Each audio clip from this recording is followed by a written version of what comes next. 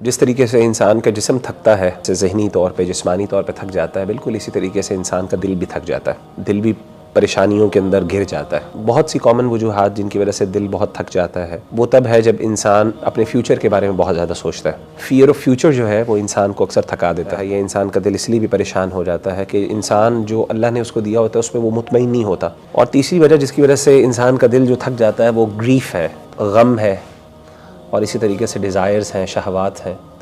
یہ جب کثرت سے انسان کے دل کے اوپر وارد ہوتی ہیں، بار بار انسان کے دل پر حملہ ہوتا ہے، تو اس وقت انسان کا دل جو ہے وہ بہت تھک جاتا ہے۔ یہ جو غم ہے اور دل کے غم ہے اور دل کا بوجھ ہے اور دل کا اطمینان نہ ہونا، سکون نہ ہونا، یہ صرف ہمیں نہیں ہوتا، یہ صحابہ کو بھی ہوتا تھا، اور یہ ہر دور میں ہر جو ہے نیک لوگوں کو بھی ہوتا رہا، اور ظاہر ہے جو اللہ سے دور لوگ ہیں ان کو بھی ہوتا رہا۔ تو اللہ کے رسول صلی اللہ علیہ وسلم نے کہا یا ابا امامہ، کہ اے ابو امامہ، کیا ایسی چیز ہے، کیا ایسی پریشانی ہے تمہیں جس کی وجہ سے تم مسجد میں ایسے وقت میں ہو جو وقت نماز کا نہیں؟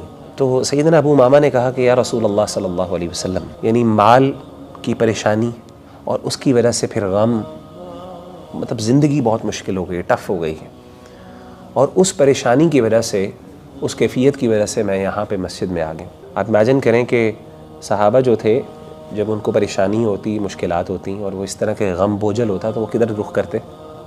مسجد میں رخ کرتے تھے۔ تو آپ نے کہا کیا میں تمہیں کوئی ایسی بات نہ سکھا دوں یا ایسے کلمات نہ سکھا دوں کہ اگر وہ تم کلمات کہو یا وہ دعا کے کلمات تم اللہ کے سامنے گڑ گڑا کے پیش کرو تو اللہ تمہارے غموں کو تم سے دور کر دے، تمہاری پریشانیوں کو، تمہاری انزائٹی کو تم سے دور کر دے۔ ہموم کہتے ہیں پریشانی کو۔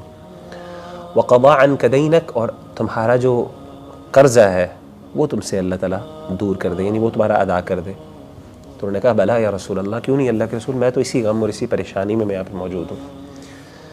آپ صلی اللہ علیہ وسلم نے فرمایا اذا اصبحت و اذا امسیت، جب بھی تم صبح کرو یا شام کرو، یعنی صبح اور شام کے اذکار کے اندر ایک بندے کو دعا پڑھنی چاہیے، وہ نبی صلی اللہ علیہ وسلم نے لکھا، اور وہ کیا تھی؟ آپ نے فرمایا اللہم انی اعوذ بک من الہم والحزن، اے اللہ میں تیری پناہ میں آتا ہوں ہم سے اور حزن سے۔